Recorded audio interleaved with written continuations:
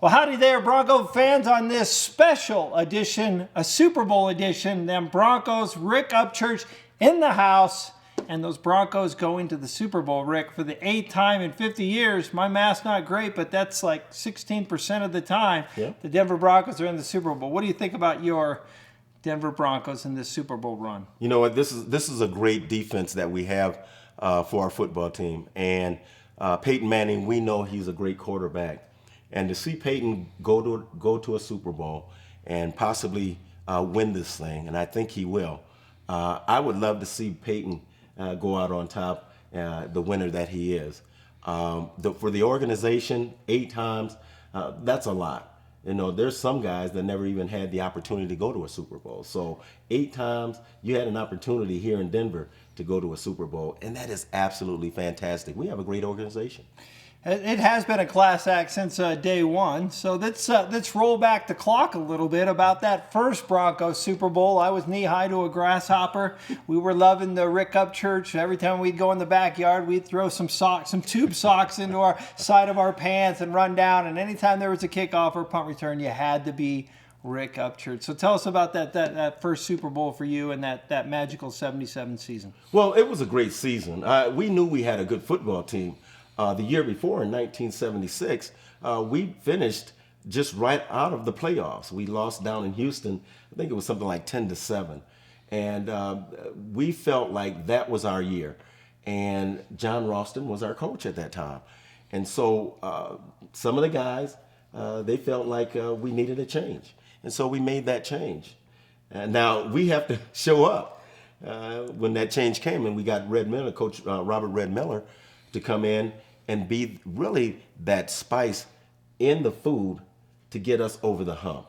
And he was that fire. He was the disciplinarian. He was the guy that made us tough. And so when Red came in, his expectations of us was high. And so we had to live up to those expectations. Great defense,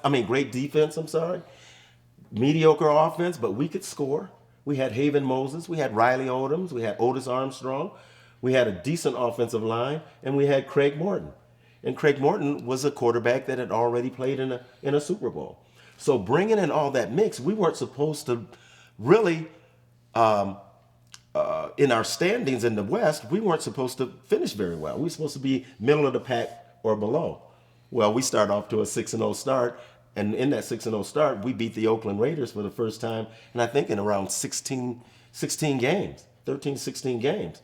And so once we beat the Oakland Raiders, I believe we knew that we had an opportunity to get to the Super Bowl. Had a tough schedule. We had the toughest schedule in the National Football League that year, guys. And we went through that schedule. We went 12-2 and finally went to the first Super Bowl that the Denver Broncos and the Denver organization, the Colorado, state of Colorado had ever seen.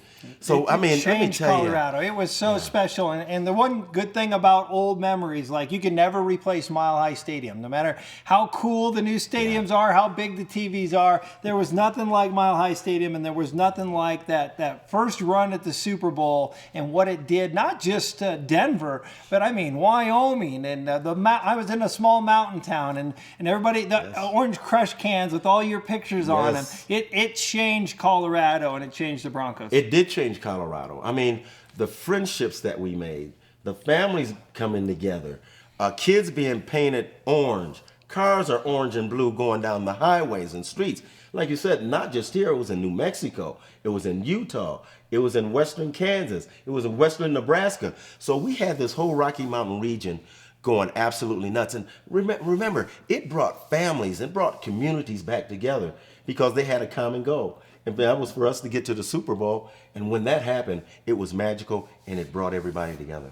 Well, I think for so long, and we still see it today, we're just a cow town, right? You just don't get the respect. And finally, we were on the map. Finally, everybody had to pay attention to those Denver Broncos. And since that time, the Denver Broncos, I think, are America's new team, right? I think everybody loves the Broncos everywhere and follows them. Well, we got to realize and understand that, like you said, we were a cow town. And so we didn't get any respect from the media. You know, we're just sitting out here. You guys are, got your boots on, and you only got one big building that's downtown. That's the clock tower. Everybody's riding horses, and that was true. But once again, when you talk about New York, when you talk about LA, when you talk about Chicago, those are the big media places. And then all of a sudden, Howard Cosell interviewed me after my first season in 1975. And that was basically the first time that Howard Cosell had interviewed a Denver Bronco player and came out to interview a Bronco player. And so when Howard Cosell comes in, that means that you finally arrived. And so all of a sudden, the media starts coming in. Then when we go in 77, now the media really wants us because now we're on the map. And we felt awful good about that we could bring that type of media attention here to Denver and let them know that we had arrived. We're not a cow town anymore. We're somebody to be reckoned with. Well, let's talk a little bit about that Super Bowl run since we are in a Super Bowl week. Let's talk about, for a player standpoint, because I know Carolina's been to one Super Bowl before, but none of the players that are currently on this team. And the Broncos have been blessed where they've been there 2 of the last 4 years. What's it like for a players that whole this next 10 days? What's that going to be like for them? Well, you go through your same routine. You don't change anything. It's just like you're going through your normal practices. You watch film just like you normally do. Why would you change anything? It's a Super Bowl. It's a game. It's the same as you would at Mile High or any other stadium. You just know that it's all for all the marbles. That's for winning the Super Bowl. But once again, you got to go out. You have to go out and tackle. You practice that way.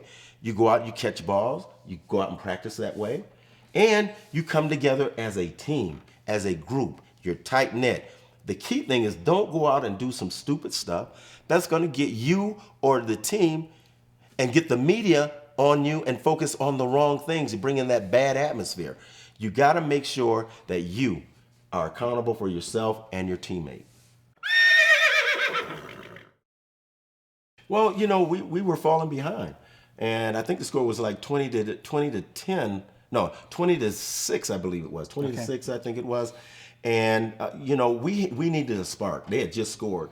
And when they kicked the ball off, if you realize, they weren't kicking the ball to me. They were kicking the ball either into the sideline or to the other returner. So I think I didn't get my hands on the ball until like the third quarter. And I was able to find a crease, get up the sideline, cut a couple back in that whole deal. And 67 yards later, we were able to get ourselves in good field position. And boy, let me tell you, at that point, now we start getting our turnovers from that great defense that we had, that Orange Crush defense, man. And we said, oh, we're in this game, guys. Let's just, not turn the ball over. We turned the ball over too many times. We turned the ball over 8 times in that game. Craig had, I think, about 4 interceptions. All year he had that. So that was our detriment, is turning the ball over, putting our defense in bad situations and keeping them on the field, and then us not scoring when we needed to score. I think the Broncos, first of all, you're going to have to corral, big Cam Newton, 6'6", about 260, 250, and can flat out run. This kid has matured. This kid has matured, and I believe this year that he's going to be the most valuable player of the National Football League. And well-earned. I think he deserves it. And so you're going to have to certainly control him, but understand they got a big physical offensive line who can run the football. And I don't think Denver is going to meet a team quite like Carolina's offensive line like they've met all year long. So they're going to have to be physical. They're going to have to make them one-dimensional, make him throw the ball, and then on the back end, those guys are going to have to cover. Man on man, disguise their coverages, go to zone sometimes, make him think, and make him pull the ball down and have to run the ball and keep everything in front of them. We don't want to give them big plays where they score quickly and now we have to play catch up. Well, they're running on Cam Newton's back. They're riding him, all the way to the corral. And what a better guy. He's won at the junior college level, national championships. He's won national championships at the NCAA level. And now he's in the, in a great spot to win a Super Bowl championship. So he's a winner. And these guys have jumped on him and they're riding his personality. Coach Rivera as well, he was a player in the league. And so he's bringing that intensity and that understanding of the game to these young guys that never experienced it. So here's me. how are they going to react playing in a Super Bowl for the first time? Yeah. Are they going to be the ones that are going to be nervous and turn the ball over? Denver Broncos been there. They've been in the Super Bowl. Peyton Manning's been in the Super Bowls. So now all they have to do is understand that go out, play the game, don't turn the ball over, keep it close, and I believe that they can win this one. But if they let Carolina get out quickly, it's going to be a long, long day. And now you're going to have to catch up. And we remember the last one that we were in, the Super Bowl that we were in, the first play was a bad play. The snap went awry, went into the end zone. Ramirez, don't forget it. Right, and that started the fall of our team in that game. And hopefully that won't happen. Yeah, I agree. If you can have that great statement right at the beginning of the game, because look at Manning, that offense when we went to the Super Bowl against Seattle, and Carl Mecklenburg, former alumni, talking about it this week on the radio.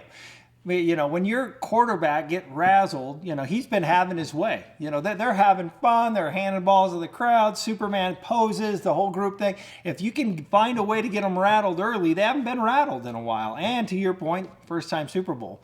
So you add all that together, I think within the first quarter, we may have a pretty good idea on how this game's going to go. I agree with you. And you know, the first series, maybe 2 or 3 series, if that defense, man, can, like I said, make them one-dimensional, they can't run the football, and Cam's got to throw it. And let me tell you, he's good at throwing the ball. He's got a strong arm, and his receivers, man, are breaking. I mean, last week you saw, you know, they were breaking secondary tackles and going all the way, 86, 89 yards.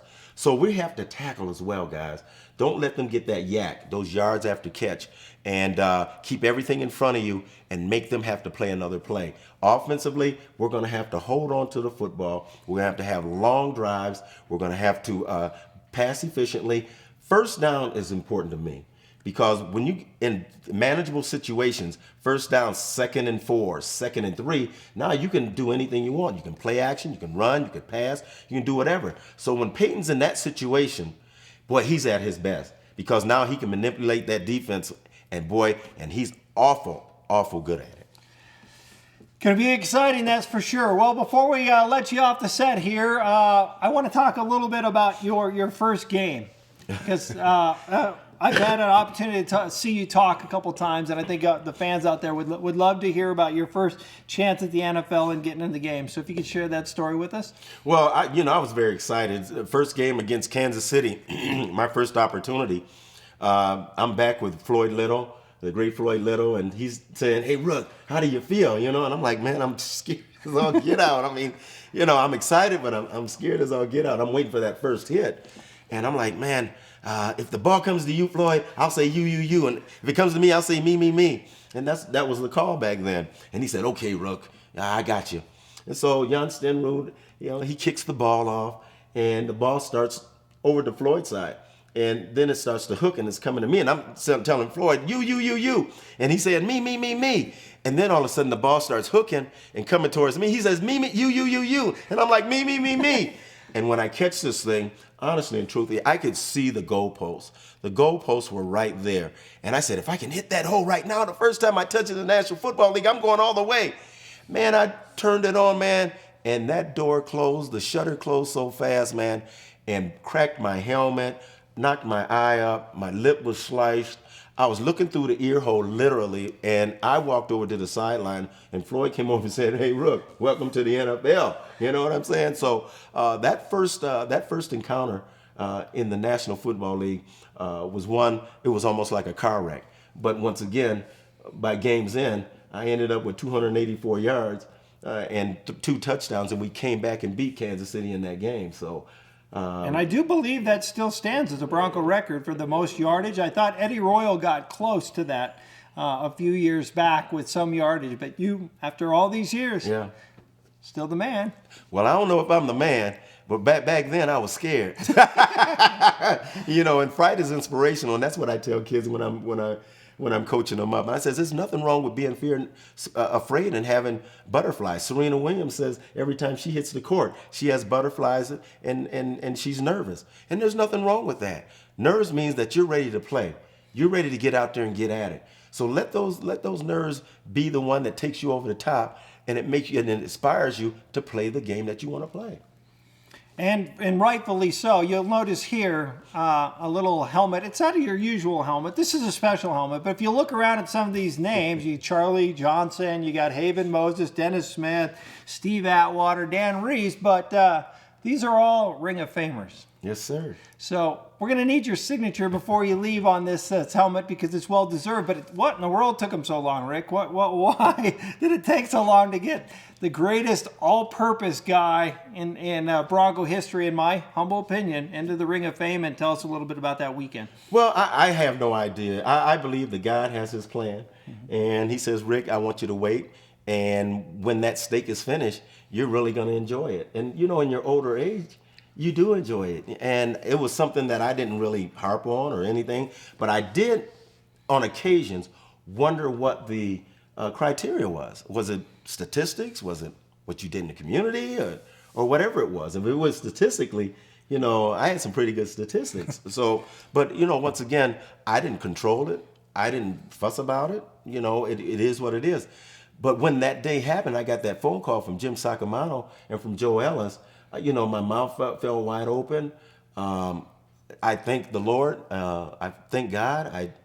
I thank everything. I thank my coaches. I thank everybody because it's an honor. It was an opportunity to help this organization become a winner. And then they recognized me for what I did. And I'm thankful. I'm thankful to be with these guys.